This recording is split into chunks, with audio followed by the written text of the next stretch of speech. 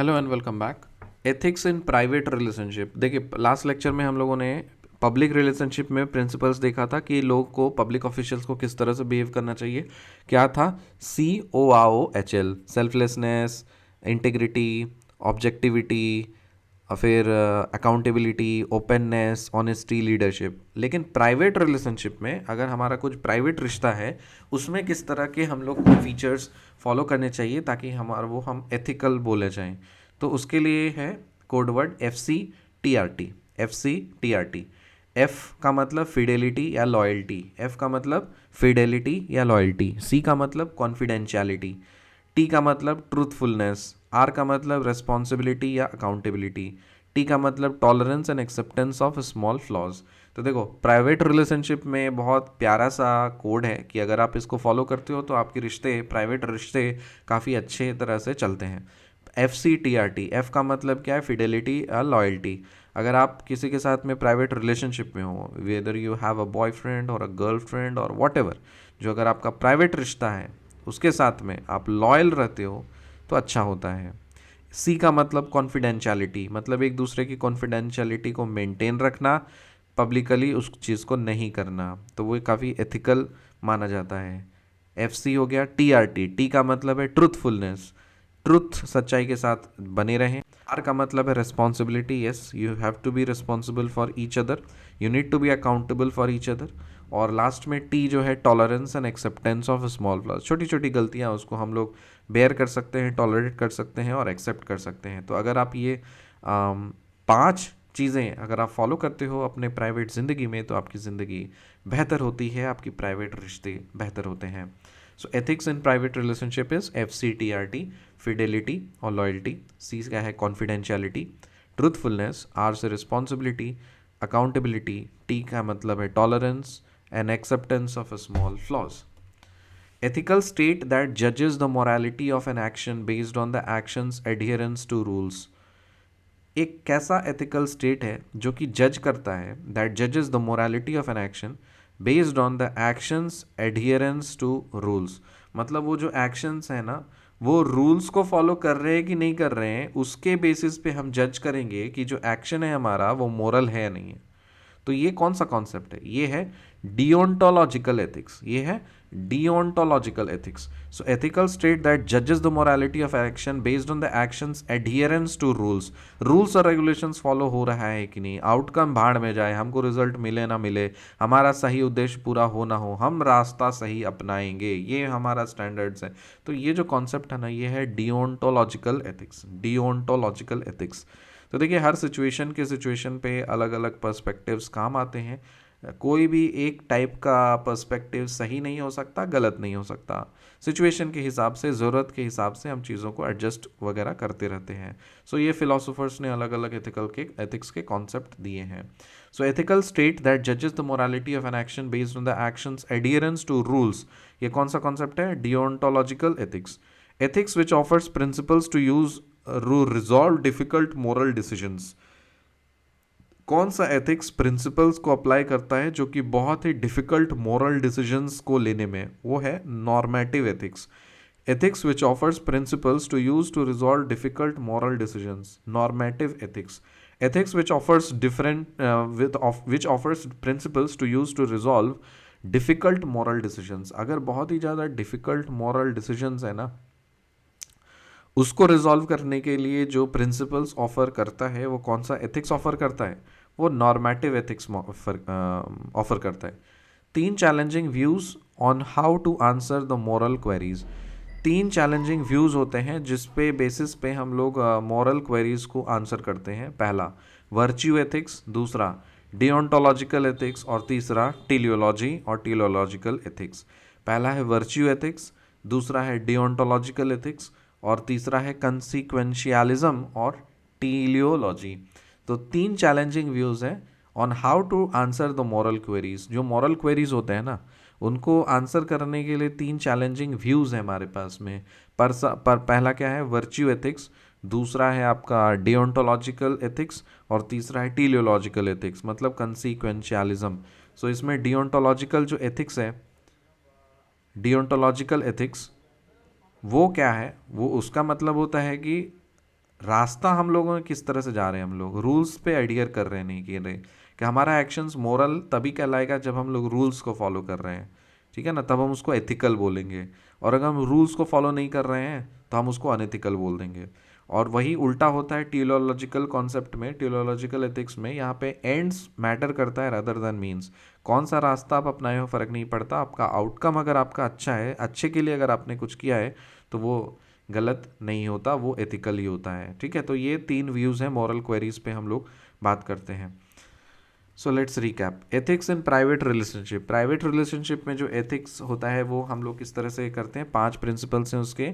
FCTRT। FC मतलब F Fidelity loyalty, C का मतलब है आपका कॉन्फिडेंशियलिटी, T का मतलब है ट्रूथफुलनेस, R का मतलब है रिस्पॉन्सिबिलिटी या अकाउंटेबिलिटी, और T का मतलब है टॉलरेंस और acceptance of small flaws. Ethical state that judges the morality of an action based on the action's adherence to rules is deontological ethics. Ethics which offers principles to use to resolve difficult moral decisions is normative ethics. 3 challenging views बताइए on how to answer moral queries: virtue ethics, deontological ethics और consequentialism और teleological ethics. Ethics which is more concerned with an individual's intrinsic qualities rather than the particular deeds. With particular deeds, उसको बोलते हैं virtue ethics. तो virtue ethics का मतलब मेरे सिद्धांत, क्या बोलते हैं ना, मेरा इंटरनल, मेरा सिद्धांत, मेरी परंपरा या मेरा वैल्यूज़, मैं ये सोचता हूँ। सो जो इंडिविजुअल इंट्रेंसिक हो, इंडिविजुअल सेंट्रिक हो, जो खुद की इंट्रेंसिक क्वालिटीज़ होते हैं ना, I will not compromise on my principles. कुछ लोग बोलते हैं ना इस तरह से, चाहे जो भी सिचुएशन होगा मैं अपने सिद्धांत से नहीं डिगूंगा, ये मेरा दृढ़ संकल्प है, वगैरह वगैरह। तो ये जो कॉन्सेप्ट है ये वर्च्यू एथिक्स में आता है। फिर एक कॉन्सेप्ट आता है जिसमें रास्ते कोई भी हो, आउटकम अच्छा होना चाहिए, वो कौन सा आ जाएगा, वो टेलियोलॉजिकल में आ जाएगा। फिर आ जाएगा डिओंटोलॉजिकल। डिओंटोलॉजिकल के मतलब क्या है कि रूल्स और रेगुलेशन, मर्यादा फॉलो कर रहे हैं कि नहीं, सही रास्ते पे चल रहे हो कि नहीं चल रहे हो, रिजल्ट चाहे जो भी हो सही रास्ता चलना चाहिए। ये कॉन्सेप्ट कौन सा है, डिओंटोलॉजिकल कॉन्सेप्ट है। अब देखो कोई भी कॉन्सेप्ट आपका सही गलत नहीं हो सकता, ये सारे अलग अलग वैल्यूज़ हैं, एथिकल स्टैंडर्ड्स हैं। सो आप ज़रूरत के हिसाब से, समय के according, situation to situation and person to person वो वैरी करते रहते हैं, क्योंकि लाइफ में कभी भी कोई चीज़ सही या गलत नहीं होता, एवरीथिंग इज़ रिलेटिव। तो एक्सट्रीम सिचुएशन में सपोज मान लो जा करके अभी जो कंट्री की जो हालत है, कुछ लोग मान रहे हैं कि ये जो क्या बोलते हैं ना, the saffronisation and the oranges thing, and सारे लोग ऑरेंज पेंट कर दे रहे हैं सब जगह से, तो क्या ये सही है? देखो ये सही और गलत की सवाल ही नहीं है, ये सही उन लोगों के लिए है जिनको इस चीज़ से फ़ायदा मिल रहा है। तो जो सैफरनाइजेशन का लाभ उठाएंगे तो ऑब्वियसली उनके लिए सही, बहुत अच्छी बात है। अगर आप उस सैफरनाइजेशन के पार्ट हो, आपको लाभ मिल रहा है, तो आपके लिए अच्छी बात है। लेकिन उस सैफरनाइजेशन से बाकी लोग का नुकसान हो रहा है, तो ऑब्वियसली जिनका नुकसान हो रहा है या जिनके लिए अच्छा नहीं है, तो उनके लिए वो सही नहीं होगा, अनएथिकल होगा। तो कोई भी चीज़ लाइफ में सही या गलत नहीं होता। जैसे मर्डर भी हो गया, रेप भी हो गया, तो इसमें भी देखो हम लोग perspective to a more harsh, अगर हम लोग इस तरह से ह्यूमैनिटी के पर्सपेक्टिव से अगर देखें तो हम बोल सकते हैं कि रेप करना गलत है, मर्डर करना गलत है। लेकिन जिसने किया है उस चीज़ को, उसके पर्सपेक्टिव में जब देखोगे ना, तो उसको मज़ा आता है रेप करने में, उसको मज़ा आता है मर्डर करने में, तो उसके पर्सपेक्टिव से तो वो सही है। उसके पर्सपेक्टिव से इंसानियत के तौर पे चीज़ों को देखना एक अलग बात होती है, और न्यूट्रल हो करके दो पहलू को देखना वो अलग बात होती है। तो हमारा काम है सही या गलत नहीं बताना, हमारा काम है जो फिलोसोफर्स ने उस चीज़ को दिया है वो कॉन्सेप्ट को प्रेजेंट कर देना कि देखो ये सिचुएशन है, ये किस तरह का एथिकल स्टैंडर्ड है, कौन से प्रिंसिपल में ये फॉलो करेगा, सिंपल सी बात है। तो इस चीज़ को समझने के लिए थोड़ा लाइफ बेटर होती है और हम लोग चीज़ों को बेहतर तरह से डिस्कशन वगैरह कर पाते हैं। So ethics which is more concerned with an individual's intrinsic qualities than with particular deeds. जो किसी एक पर्टिकुलर डीड है उसके कंपैरिजन में अगर कोई भी इंडिविजुअल का जो इंट्रिंसिक क्वालिटी है ना, उसके रिस्पेक्ट में अगर कोई चीज़ को अगर हम लोग देखें, तो वो वाली जो एथिक्स होती है उसको बोलते हैं virtue ethics. Thomas Aquinas, Aristotle and Plato endorsed which ethics? Thomas Aquinas, Aristotle और प्लेटो, ये तीनों जो फिलोसोफर्स थे ये कौन से एथिक्स को मानते थे? ये मानते थे वर्च्यू एथिक्स को, मतलब इंट्रिंसिक, इंडिविजुअल क्या सोचता है, खुद के सिद्धांत। Consequentialism या teleology is a type of normative ethical theory that holds that the ultimate foundation for determining whether a behavior is acceptable or wrong is the result of that action. Of course, teleological में हम लोगों ने ये देखा था कि कौन सा रास्ता आप चुनते हो फर्क नहीं पड़ता, आपका आउटकम जो है वो क्या हुआ। वो अगर आपका अच्छा है तो आपको सारी चीज़ें अच्छी हो जाएंगी, अगर आउटकम अगर बेकार हो गया तो इसका मतलब सारी चीज़ें गड़बड़ हो जाएंगे। According to consequentialist theory, a morally good deed is one that results in a favorable result or consequence. Saying it another way, the ends justify the means. Yes, the ends justify the means. So this statement is also true. An action is right if the God has decreed that it is right. Best relates to divine command theory. मतलब God ने बोला है ये सही करने का, मतलब सही है। अगर ह्यूमैनिटी के पर्सपेक्टिव से अगर देखो तो बहुत सारी चीज़ें होती हैं ना जो गॉड के नज़र में और ह्यूमंस के नज़र में क्लैश करती हैं, ठीक है। तो ह्यूमैनिटी के रिस्पेक्ट में अगर देखो, जैसे किसी का गॉड बोलता है कि अनटचेबिलिटी को प्रैक्टिस करना, तो ह्यूमैनिटी के पर्सपेक्टिव में देखोगे तो काफ़ी इनह्यूमन है ना। गॉड किसी का बोलता है कि ये ऊंचा है या नीचा है, लेकिन ह्यूमैनिटी के पर्सपेक्टिव में देखोगे तो ये जहालियत है। किसी का गॉड बोलता है कि सिर्फ मेरी पूजा करो, बाकी अगर पूजा करोगे तो उसको काट डालो, उसका उजाड़ दो, मार दो, काट दो। ह्यूमैनिटी के रेस्पेक्ट में देखोगे तो गलत है। तो ये जो थ्योरीज है ना कि मतलब गॉड ने बोला है कि ये सही है, गॉड ने बोला है ये गलत है, तो वो जो थ्योरी है वो कौन सा थ्योरी है? वो थ्योरी है डिवाइन कमांड थ्योरी। ये हर रिलीजन में है, चाहे आप बाइबल उठाओ, कुरान उठाओ, और ब्राह्मण धर्म उठाओ। ब्राह्मण धर्म में तो कोई एक स्पेसिफिक बुक नहीं है, there are so many books. Don't know कौन सा क्या फॉलो करते हैं, किसी को ये अच्छा लगता है तो ये फॉलो करते हैं, किसी को वो अच्छा लगता है तो वो फॉलो करते हैं, लेकिन कोई एक बुक नहीं है ब्राह्मण रिलीजन में। Where as in Christianity we have एक बुक है, और इस्लाम में भी एक बुक है, ठीक है। So divine command theory is a type of deontology since it holds that an activity is only morally justified if it is carried out of sense of duty and not because it will have positive effects. तो divine command theory कुछ कुछ तरह का डिओन्टोलॉजी है। डिओन्टोलॉजी का मतलब ये है कि ये हमने ड्यूटी के रिस्पेक्ट में किया है कि इसका इफेक्ट जो होगा वो हमारा कैसा होगा, ठीक है। एक टेलियोलॉजी का मतलब होता है कि एंड पे फोकस करते हैं। डिओन्टोलॉजी का मतलब होता है जो हम लोग रास्ते पे फॉलो करते हैं।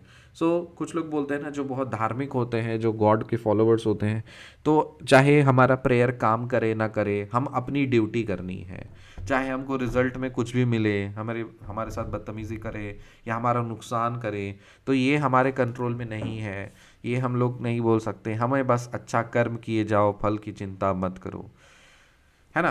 ये गीता में कृष्णा ने बोला फल कर्म किए जाओ, फल की चिंता मत करो। So when you are not focusing on the result, so that means what is it? It is a डिओन्टोलॉजी।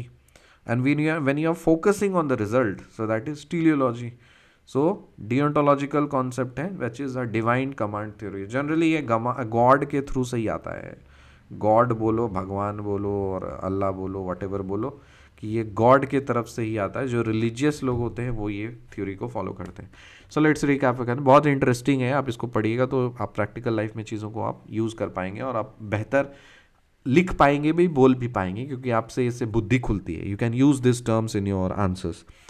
Ethics and private relationship में जो हम लोग एथिक्स फॉलो करते हैं वो 5 प्रिंसिपल्स फॉलो करते हैं। That is FCTRT, that is Fidelity, loyalty और लॉयल्टी। C से कॉन्फिडेंशियलिटी, T से ट्रूथफुलनेस, R से responsibility or accountability, T से tolerance and acceptance of small flaws.